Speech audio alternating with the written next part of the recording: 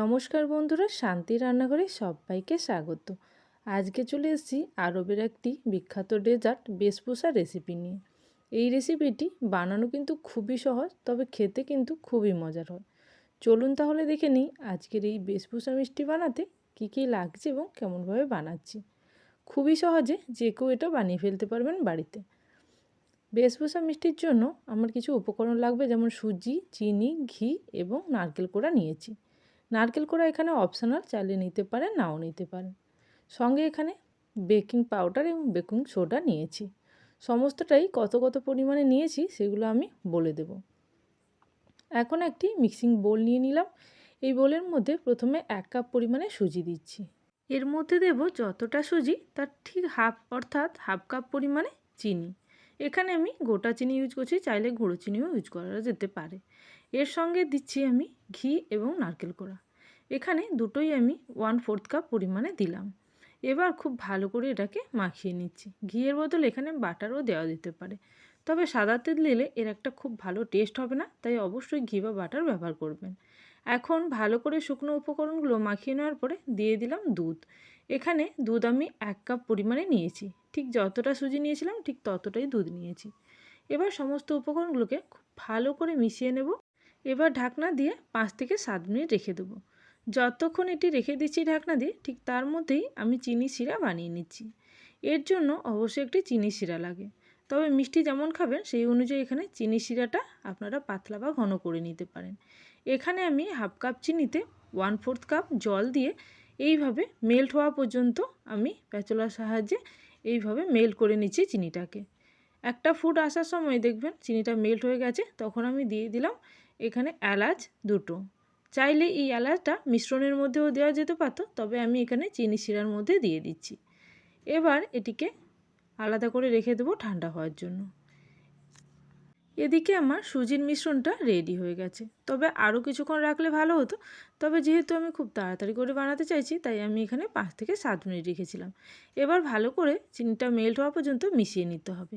এরপর baking soda এবং baking powder দিচ্ছি। বেকিং সোডা এখানে হাফ টিস্পুন দিলাম এবং বেকিং পাউডার 1 টিস্পুন দিয়েছি। এবার খুব ভালো করে এখানে মাখিয়ে নেব সমস্ত উপকরণগুলোকে। এবার ভালো করে মাখিয়ে নেওয়ার পরে এটিকে একটি পাত্রের মধ্যে বানানোর জন্য বা বেকিংয়ের জন্য দেব। এখানে আমি এই ধরনের একটা উঁচু প্লেট নিয়েছি। এই প্লেটের মধ্যে অল্প ঘি ব্রাশ করে নেব, তাতে এই মিষ্টিটা খুব সহজে উঠে আসবে প্লেট থেকে। তাই আমি এইভাবে ব্রাশ করে নিচ্ছি অল্প ঘি দিয়ে। তারপরে আমি এর মধ্যে সমস্ত মিশ্রণটা ঢেলে দেব। এখানে মিশ্রণটা ঢালার সময় অবশ্যই ওপরের দিকে কিছুটা অংশ ছাড় রেখে দিতে হবে, কারণ এই মিষ্টিটা কিছুক্ষণ পরেই ফুলে উঠবে, অর্থাৎ বেকিং করার সময় কেকের মতন ফুলে উঠবে। তাই আমি এখানে কিছুটা মিশ্রণ রেখে দিলাম, যেহেতু আমার পাত্রের মধ্যে পুরোটা ধরছে না। অন্য পাত্রের মধ্যে আমি এটাকে বসাবো। এখন একটি কড়াইতে আমি একটি এরকম স্ট্যান্ড বসিয়ে কিছুক্ষণ আমি উষ্ণ গরম করে নিয়েছি, অর্থাৎ ফ্রি হিট করা যেটাকে বলে ওভেনের মধ্যে, সেরকম করে নিয়েছি। এবার আমি এটাকে ঢাকনা দিয়ে রেখে দেবো। ঢাকনা দিয়ে একেবারে স্লো ফ্লেমে আমি 20 মিনিট মতন রান্না করে নিয়েছিলাম।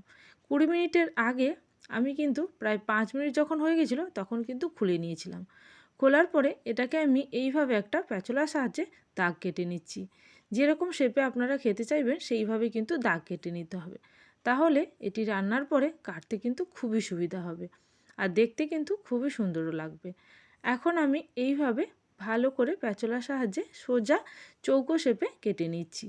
এখানে আমার 9 পিস মতন বেসবুসা মিষ্টি হয়েছে, তবে আপনারা চাইলে এর থেকে বেশি পরিমাণে একটি বড় থালার মধ্যে দিয়ে বানিয়ে নিতে পারেন। এবার আমি ডেকোরেশনের জন্য এর উপরে কিছু বাদাম দিয়ে দিচ্ছি। আপনারা চাইলে যে কোনো কিছু দিয়ে ডেকোরেশন করতে পারেন, কিশমিশ, চেরি বা আপনারা চাইলে টুটি ফুটি দিয়েও এটাকে এইভাবে ডেকোরেশন করা যেতে পারে। তবে এটা কিন্তু এখনও রেডি হয়নি, আমি 5 মিনিট পরে আপনাদেরকে দেখাচ্ছি। আর এই অবস্থায় আমি ডেকোরেশন করে নিচ্ছি। এই অবস্থায় যদি বাদাম বা কিশমিশ বা চেরি দেওয়া হয় তাহলে কিন্তু খুব ভালোভাবে এটা ওপরে শেড হয়ে যাবে আর খুব সুন্দর দেখতেও লাগবে। তাই আমি এইভাবে দিয়ে ঢাকনা দিয়ে আবারও 15 মিনিটের জন্য রান্না হতে দেব।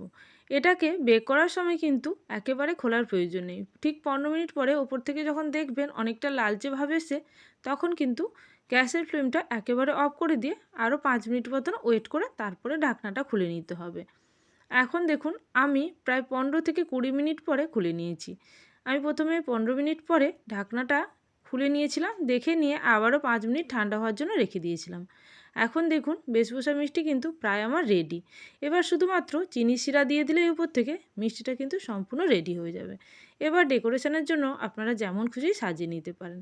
এইভাবে আমি চিনি শিরা দিয়ে দিচ্ছি। চিনি শিরা আপনারা প্রয়োজন মতন দেবেন, যেভাবে মিষ্টি খেতে চাইবেন সেইভাবেই কিন্তু দিয়ে দেবেন। দেখুন মিষ্টিটা কিন্তু দেখতে কতটা সুন্দর হয়েছে। এরপরে আমি কাট করেও দেখাবো, দেখতে পাবেন কতটা স্পঞ্জি হয়েছে। তাহলে বন্ধুরা রেসিপি ভালো লেগে থাকলে অবশ্যই কমেন্ট সেকশানে জানাবেন। আর যারা এখনও পর্যন্ত চ্যানেলটিকে সাবস্ক্রাইব করেননি অবশ্যই চ্যানেলটিকে সাবস্ক্রাইব করে নিয়ে পাশে থাকা বেল নোটিফিকেশানে ক্লিক করে রাখবেন, যাতে আমাদের চ্যানেলে কোনো নতুন রেসিপি আসার সঙ্গে সঙ্গে আপনাদের কাছে সবার আগে নোটিফিকেশান পৌঁছে যায়। তাহলে আজকের জন্য এই পর্যন্ত। আবারও চলে আসবো নতুন কোনো রেসিপির সঙ্গে।